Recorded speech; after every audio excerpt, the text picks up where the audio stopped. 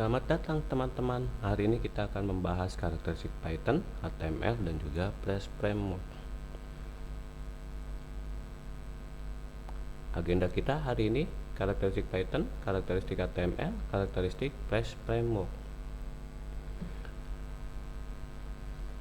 Sebelum kita masuk ke karakteristik Python, kita akan bahas apa itu Python dan cara instalasinya. Python adalah bahasa pemrograman yang mungkin kita bekerja lebih cepat dan mengintegrasikan sistem kita dengan lebih efektif. Cara install Python. Yang pertama, kita masuk ke halaman website www.python.org pada browser yang kita punya. Misalkan kita punya Mozilla, silakan dibuka pada browser Mozilla teman-teman, atau teman-teman punya Chrome, silakan buka pada Chrome-nya teman-teman. Atau browser lainnya seperti misalkan Internet Explorer, silakan teman-teman gunakan. Teman-teman bisa akses www.python.org tersebut. Yang kedua, kemudian kita pilih menu download, kita pilih sesuai dengan sistem operasi yang kita gunakan. Misalkan kita di sini menggunakan Windows, kita pilih Windows. Jika kita teman-teman menggunakan Linux, teman-teman pilih Linux. Kita sesuaikan dengan sistem operasi yang kita gunakan. Yang ketiga, kemudian pilih versi Python yang tersedia lalu download file tersebut. Kita di sini menggunakan Windows, kita download Windows Installer Python. Yang keempat, kemudian tunggu hingga proses download selesai.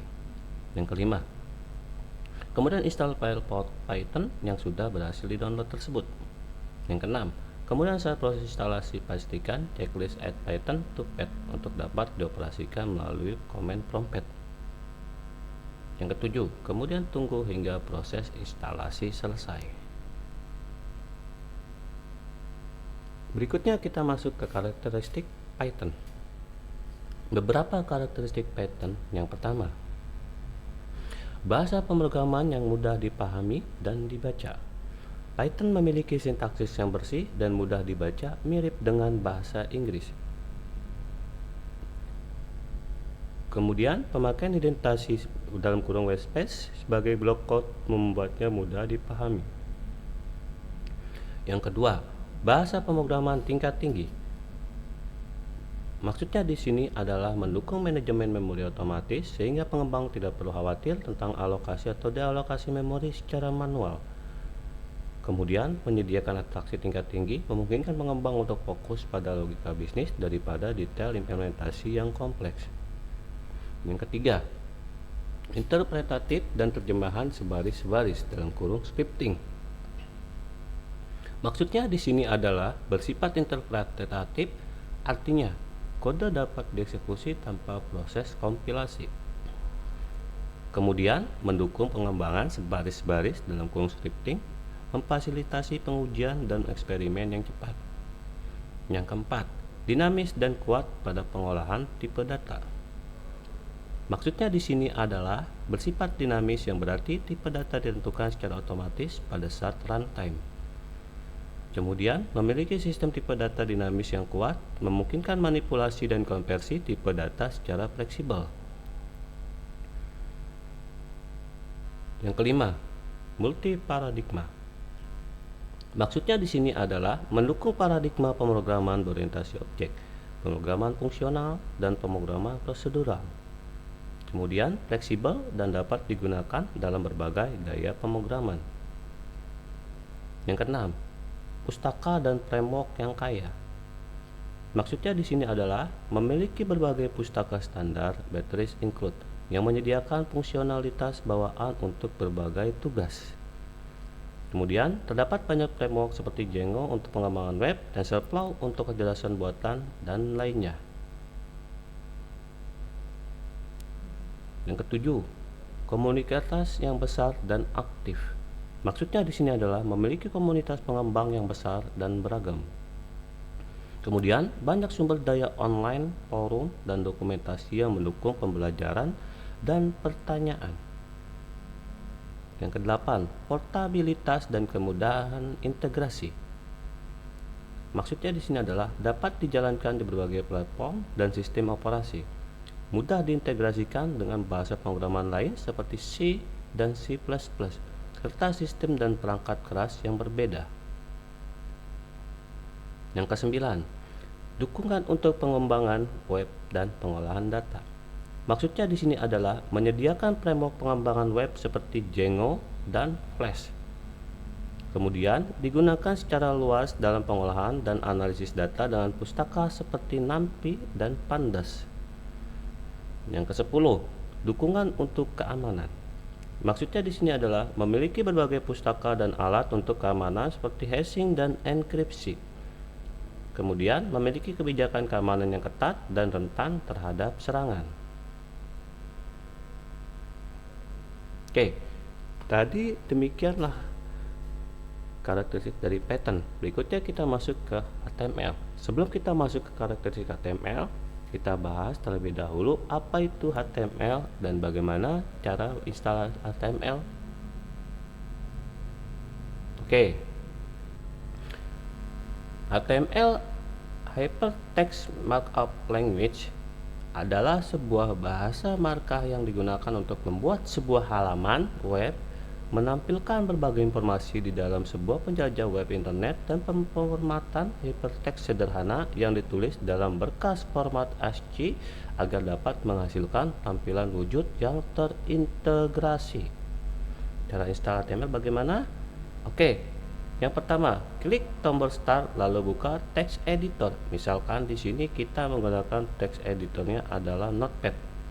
Kemudian kita ketik sintaks-sintaks HTML seperti misalkan di sini contohnya doctype HTML head title, ada page title, ada kita tutup kembali dengan slash title slash head slash body H1 di sisi heading slash 1 P di sisi paragraf slash P slash body slash HTML. Oke.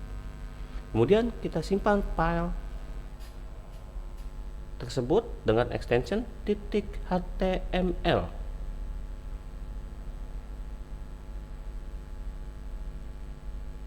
Oke, berikutnya kita masuk ke karakteristik HTML. Beberapa karakteristik HTML. Yang pertama, struktur dokumen. Maksudnya di sini adalah HTML digunakan untuk menentukan struktur dasar sebuah dokumen web. Kemudian mendefinisikan elemen-elemen seperti HTML, head, title, dan body. Yang kedua, markup language. Maksudnya di sini adalah HTML adalah bahasa markup yang menggunakan tag dan atribut untuk memberikan struktur pada konten. Kemudian, setiap tag HTML diberikan untuk menyatakan fungsi tertentu dalam halaman web. Yang ketiga, hierarki elemen. Maksudnya di sini adalah elemen HTML dapat berada dalam hierarki tertentu, membentuk struktur pohon atau dokumen. Kemudian, tag yang dibuka harus ditutup dengan benar untuk menjaga hierarki dan integritas dokumen. Yang keempat, tag dan atribut. Maksudnya di sini adalah tag adalah elemen dasar HTML yang menentukan elemen dalam halaman. Kemudian, atribut memberikan informasi tambahan tentang elemen dan didefinisikan di dalam tag. Yang kelima, konten dan teks. Maksudnya di sini adalah HTML digunakan untuk menentukan konten teks dalam dokumen web. Kemudian mendukung penggunaan paragraf P, heading, H1, H2 sampai dengan H6 dan lainnya. Yang keenam, hyperlinks. Maksudnya di sini adalah HTML menyediakan tag A untuk membuat hyperlink atau tautan ke halaman web lain atau sumber daya online. Yang ketujuh, gambar dan media. Maksudnya di sini adalah mendukung penanaman gambar menggunakan tag IMG dan penamaan media lainnya seperti audio dan video. Yang kedelapan, daftar dan tabel.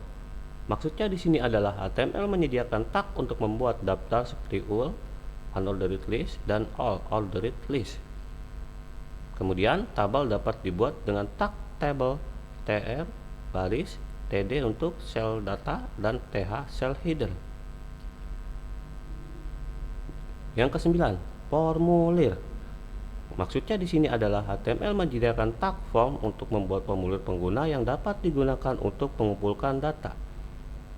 Kemudian, berbagai elemen formulir seperti input, text area, dan select digunakan untuk mendefinisikan input pengguna. Yang ke-10, komentar. Maksudnya di sini adalah HTML mendukung penambahan komentar di dalam kode menggunakan tag tanda seru min titik min. Kemudian, komentar tidak ditampilkan pada halaman web dan berguna untuk dokumentasi atau keterangan. Yang ke-11, kompatibilitas cross browser. Maksudnya di sini adalah HTML dirancang untuk mendukung kompatibilitas lintas browser, memungkinkan halaman web dapat diakses melalui berbagai browser dengan konsistensi yang baik. Yang ke-12, pengaturan tampilan. Maksudnya di sini adalah tampilan halaman web dapat diatur menggunakan CSS (Cascading Style Sheet) yang dapat terintegrasi dengan HTML untuk memberikan gaya dan tata letak. Yang ke-12, dokumentasi dan validasi. Maksudnya di sini adalah dokumen HTML dapat dijelaskan dan diatur menggunakan doc type untuk menentukan versi HTML yang digunakan. Kemudian, validasi HTML memastikan bahwa dokumen sesuai dengan standar dan tidak memiliki kesalahan sintaks. Demikianlah karakteristik dari HTML. Berikutnya kita masuk ke Flash Framework. Sebelum kita masuk ke karakteristik dari Flash Framework, kita akan bahas sedikit terkait apa itu Flash dan bagaimana cara install Flash. Flash adalah sebuah framework web ringan yang ditulis dalam bahasa pemrograman Python. Diciptakan oleh Armin Ronacher, Flash dirancang untuk menjadi sederhana, fleksibel, dan mudah dipahami, sehingga cocok untuk pengembangan aplikasi web yang relatif kecil hingga menengah. Meskipun sederhana, Flash sangat kuat dan memungkinkan pengembang untuk membangun aplikasi web yang efisien. Cara install Flash: yang pertama, klik tombol Start lalu buka command prompt. Yang kedua, kemudian ketik pip spasi install spasi Flash pada command prompt lalu tekan enter. Yang ketiga, kemudian tunggu hingga proses instalasi selesai.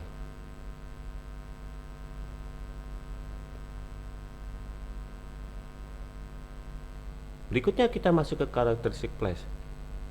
Beberapa karakteristik Flash. Yang pertama, ringan dan minimalis. Maksudnya di sini adalah Flash dirancang dengan prinsip bahwa aplikasi web yang baik tidak harus memuat banyak fitur dan struktur yang kompleks. Ini membuatnya mudah dipahami dan cepat untuk memulai. Yang kedua, micro framework. Maksudnya di sini adalah Flash disebut sebagai micro framework karena memberikan dasar yang minimum untuk membangun aplikasi web. Fungsionalitas khusus seperti basis data atau autentikasi diimplementasikan melalui ekstensi atau pustaka eksternal. Yang ketiga, fleksibel dan terbuka. Flash memberikan kebebasan kepada pengembang untuk memilih alat atau pustaka apa yang ingin mereka gunakan. Tidak ada keharusan untuk mengikuti struktur proyek tertentu sehingga memungkinkan pengembang untuk mengatur proyek sesuai kebutuhan mereka. Yang keempat, basis data agnostik. Maksudnya di sini adalah Flash tidak terikat pada sistem basis data tertentu. Pengembang bebas memilih basis data seperti SQLite, MySQL, PostgreSQL, atau yang lainnya sesuai dengan kebutuhan dari proyek. Yang kelima, menggunakan jinja-jinja untuk templating. Maksudnya di sini adalah Flash menggunakan jinja-jinja sebagai mesin templating, memungkinkan pemisahan yang jelas antara kode Python dan markup HTML. Yang keenam, ekstensibilitas. Maksudnya di sini adalah dengan konsep ekstensi, Flash memungkinkan pengembang untuk menambahkan fungsionalitas tambahan sesuai kebutuhan. Ada banyak ekstensi yang dapat digunakan untuk berbagai tugas seperti autentikasi, manajemen formulir, dan lainnya. Yang ketujuh, pengembangan web dan API. Maksudnya di sini adalah meskipun sering digunakan untuk pengembangan web tradisional, Flash juga dapat digunakan untuk membuat API dengan bantuan ekstensi Flash RESTful. Yang kedelapan, komunitas yang aktif. Maksudnya di sini adalah Flash memiliki komunitas yang aktif dan banyak sumber daya belajar yang tersedia, membuatnya mudah bagi pengembang untuk mendapatkan dukungan dan informasi. Baik, sekian pembelajaran kita hari ini terkait karakteristik dari Python, HTML, dan juga Flash Framework. Kita jumpa lagi di pembelajaran kita berikutnya. Terima kasih buat teman-teman semua.